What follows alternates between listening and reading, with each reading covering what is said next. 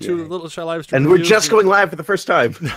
So yeah, this was one of the episodes that aired 2 episodes in one day. So this was the actual one we just finished earlier before our review of Celestial Advice. Anyway, title is all bottled up for a very good reason. It has very literal metaphor here. Yep, the subtlety of a freight train. Where the heck are my screenshots at? Where's the beginning of the episode? I'm lost already. Metaphors.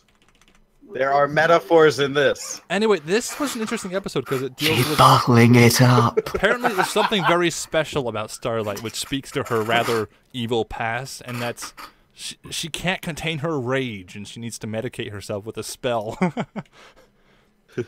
I have a note on here of that her. Let's see, where was it? Control F. All right, for whatever reason, all my screenshots are out of order. I think. I just don't know what went wrong. I thought I wrote down Starlight Vein at near the end of it. Oh, neck vein is what I wrote.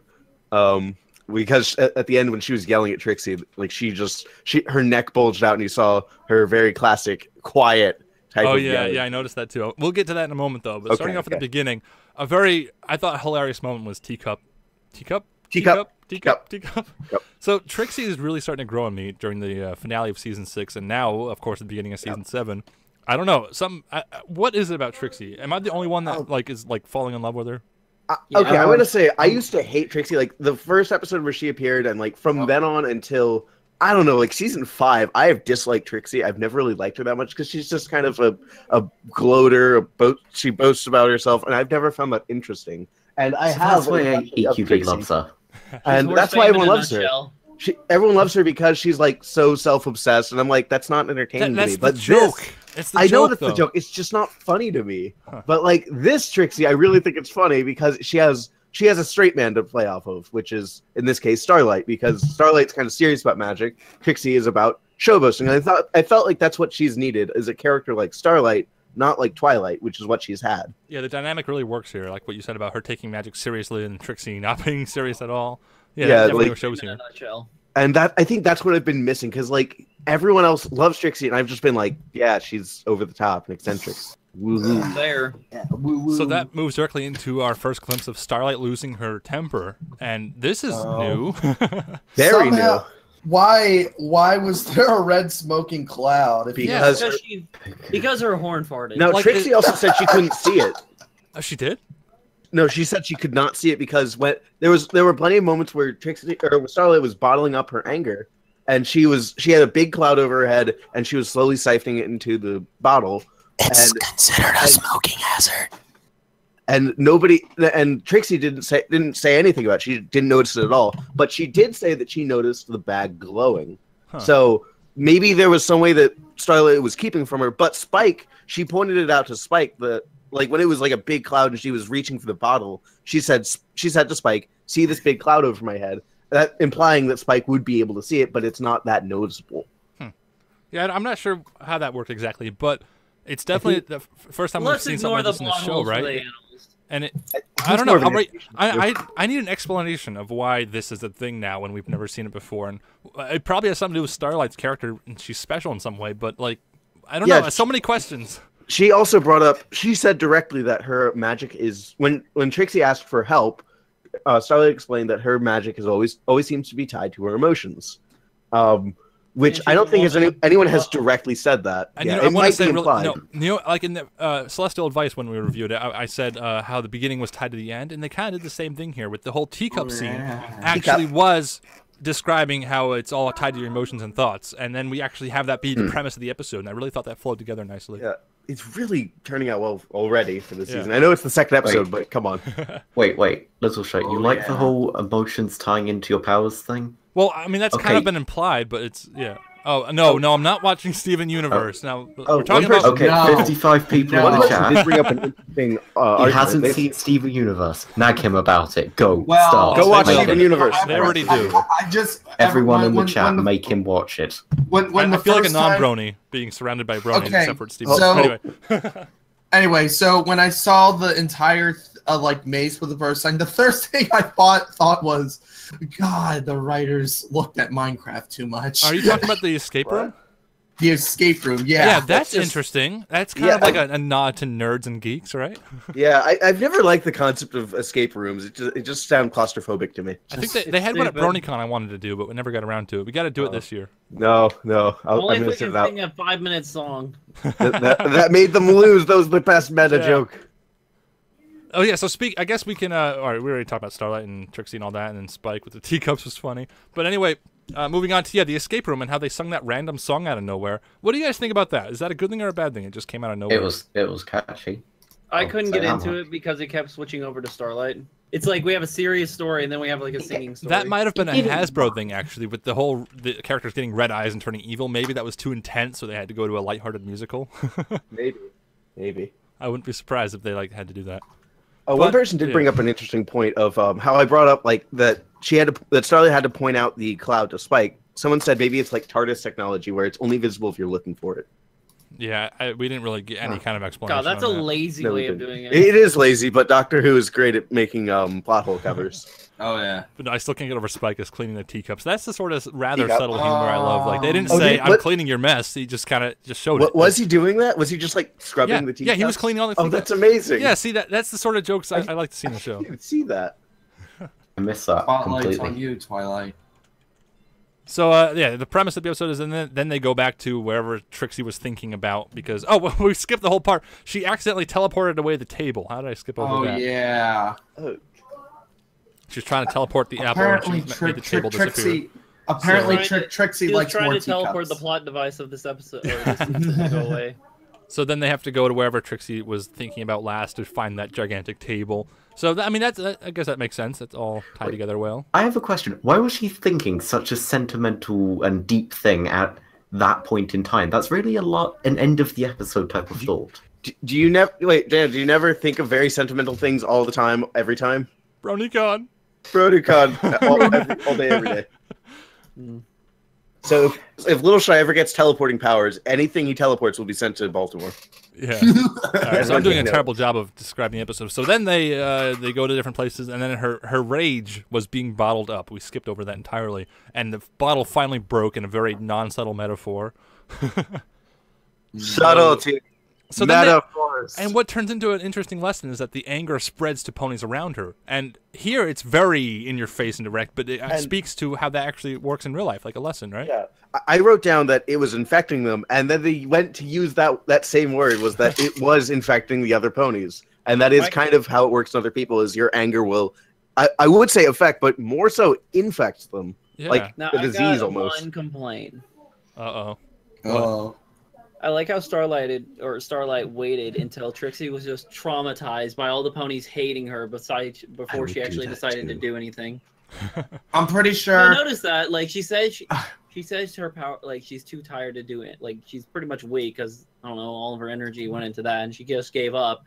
And then just let Trixie be traumatized for like, I don't know, a little bit of the episode, and then just decides, I'll fix this, and just comes clean. Well, there was no direct threat, right? They weren't going to kill her. They were just letting. Yeah, they were just mad at her. Yeah.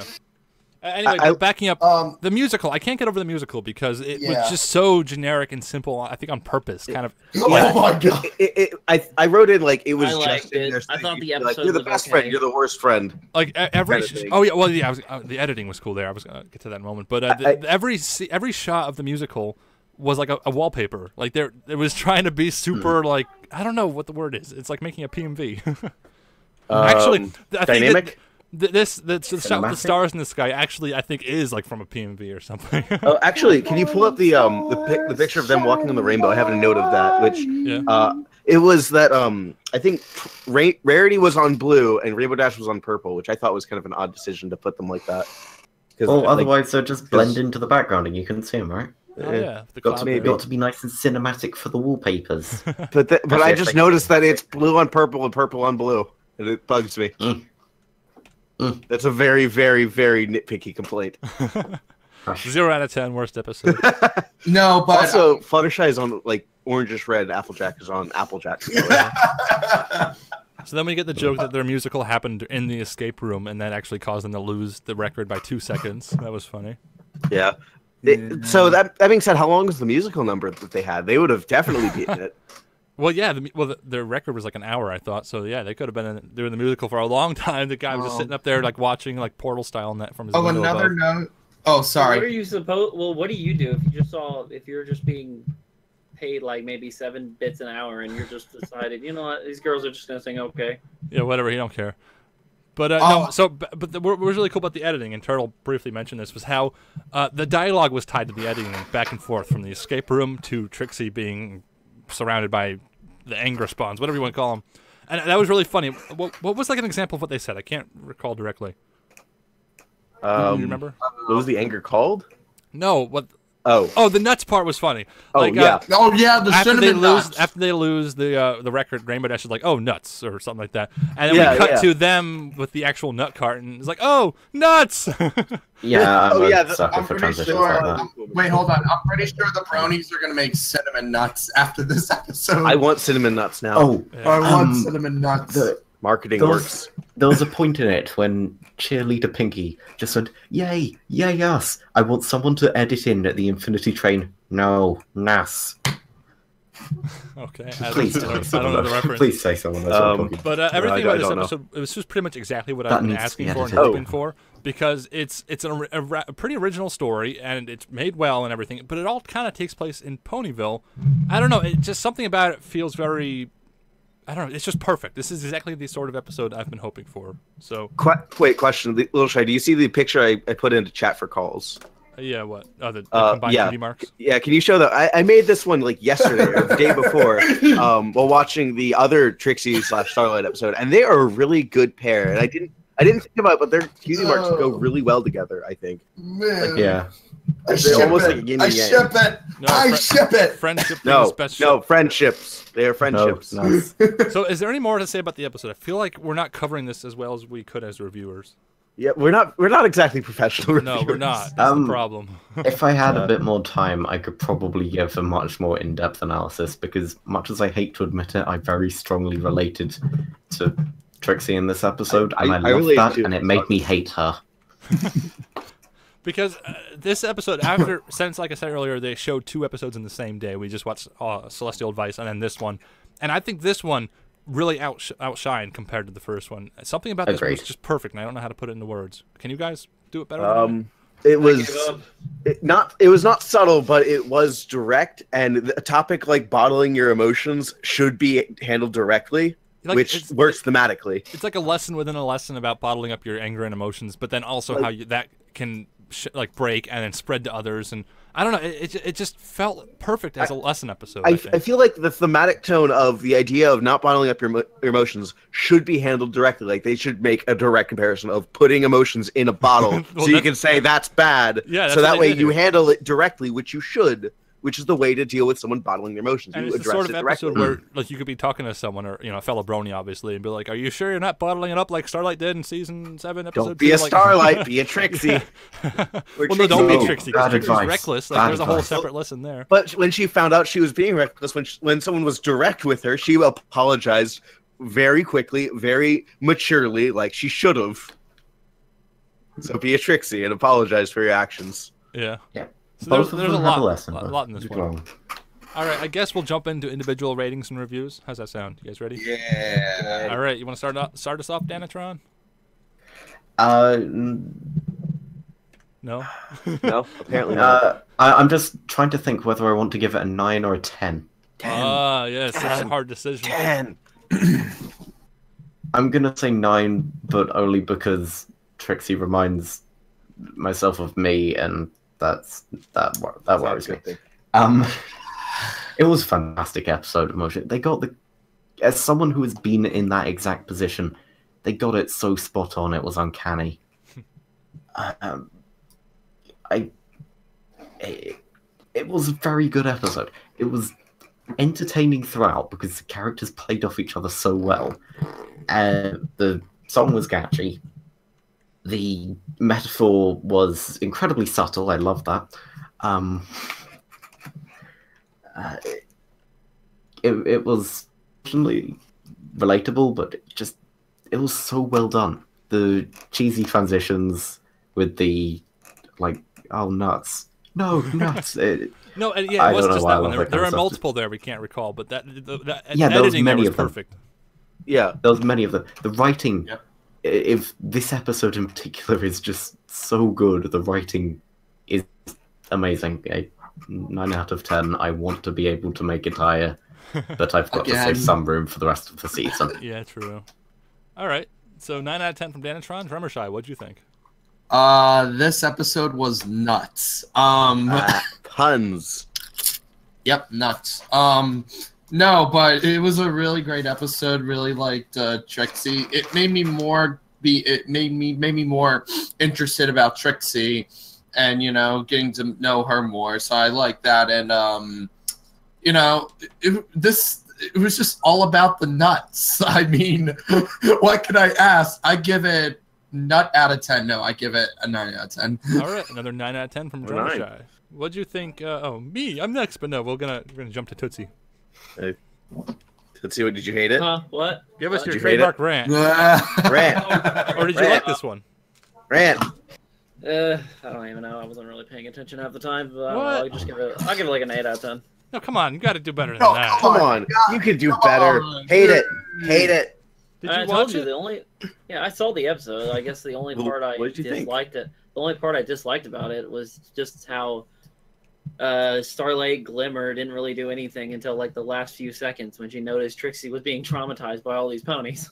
I don't think it played out like in that amount of time. Like I don't know, just the way it was edited. I don't think it was as long as it felt because they didn't pause and wait for the other scene to happen. I don't know. I like the song. I don't know. I thought Trixie was just Trixie. I can't really say much. That's all I got. All right. So you gave it an 8? Yeah. All right, an 8 for Tootsie. And Turtle, what'd you think? Okay, I hate being predictable and like the overly enthusiastic one, but again, I'm gonna have to say another 10 out of 10 from me. Really? Yeah, I really liked it because it was on point with the character interaction. It was on point with the story editing. It was on point with just the technical editing. I really liked the jokes that came in and went. So you only like the editing? I liked the pacing. I liked the jokes. I liked the characters. I liked a lot about it. One of the things that I don't think we mentioned was like a lot of jokes came back, like the teacups, but like there was also the pretzels of like while they were making the what was it, teacup or tea cakes? Yeah, I think it was tea cakes. Yeah. And Trixie ruined them by making everything teacups.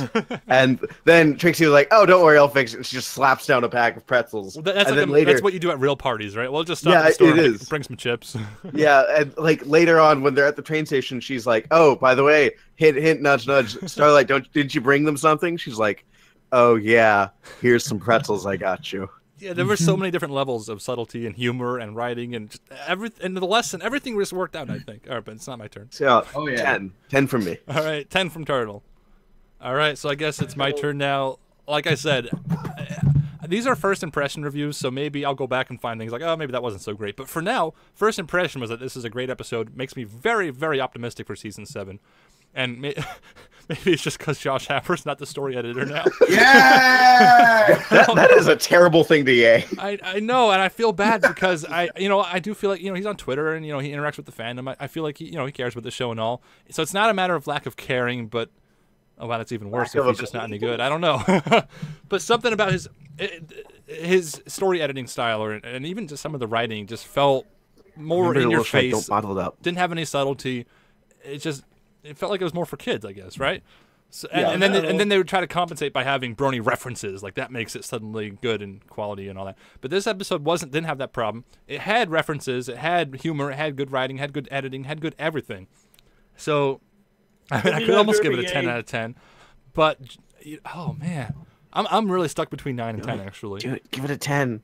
Just go with an 8. I'm gonna give it a 9, I think, because I know, I'm the CinemaSins guy. I'm gonna go back and find problems with it, even if I didn't find them in my first viewing. Yeah. Good job. Has there been an episode that you look back on and it was a 10 out of 10? I don't know. It's so hard to review episodes because I like different episodes for different reasons, and I dislike them for different reasons, and I don't know. But yeah, all right. I guess I'm gonna give it a 9. So let's get the drum roll, please, for our average. Who wants to do that? All right, the average rating for the Little Shy livestream is a 9, even 9. Oh, I'm fine with that. Yay! What was last episode? Like a 7 point something? 7.8. So almost too much water. Wow. So almost an 8. This time is a solid 9. Yeah. That's a B. So yeah, this was a good episode. Thank you everyone for stopping by for the all bottled up review. Tune in next time. We go live as soon as the credits roll for the new episodes. So like probably before like you guys even have a chance to respond, just have this tab open and then switch to the tab. Yeah, like watch the episode however you want, whether it's on TV or a stream or whatever, and then like we can just be part of your viewing party almost. Yeah, you could have us on your phone while you watch TV. So yeah, hope to see you next time. Thank you for watching. Those of you that are live, we're going to stick around a little while. We have a different Discord server we're going to migrate to. But those of you watching a recording, thanks for tuning in, and see you next time. Goodbye. Bye. Bye.